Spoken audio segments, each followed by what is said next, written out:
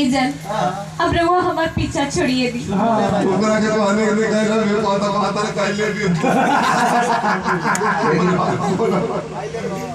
इजन mummy papa हमार जबरदस्ती शादी सेट करा देले बड़े आई शादी के हमार बड़ी मजबूरी हो हां तारा मजबूरी है का जरूरी है मम्मी पापा का शादी सेट कर दे मान ले जाए से पहले अपना मम्मी के सेट आ जाए ठीक बनी शादी भी आता जाए ठीक बड़ी अभी भाई भाई तो हो इतना ही लगला पर साउंड बस साउंड से कमरा की देवता जी सन्यासी की बड़ी को दे दे दिए आज से रहुआ अपन देखी हम अपन देखे हम अपन अपन देखल साल भर पहले कैसे टाइम नहीं करे तू हमार देखल हम तार मुहावा कौन मुहावा ये मोह जरा बखियाला को कबो धाते लगा दे लड़की गोराई उ दिन अब रहुआ भुला जाए लेकिन रहुआ हमरे से एगो वादा करी रहुआ हमरे शादी में जरूर आए और खाना खा के जाए यही बहाने हम और रहुआ के देख ले और वह लाल टी शर्ट पहन के आए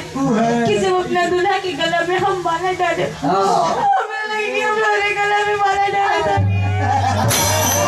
हमारा घर पे कहीं हमें माला डाल के समझाई कि हमरा में डालता है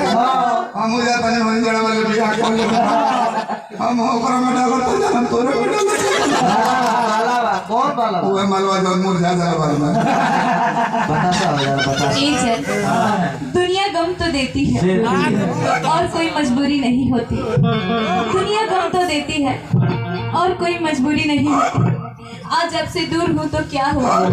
आज अब से दूर हूँ तो क्या हुआ दूर रहकर मोहब्बत कम तो नहीं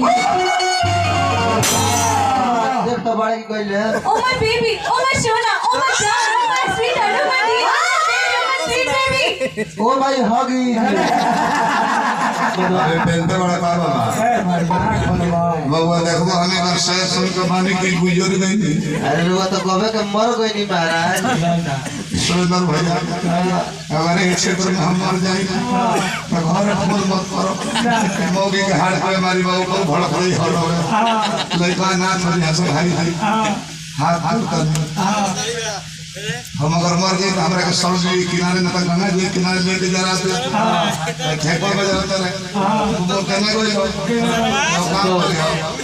हमारे लोग ये क्यों नहीं लेते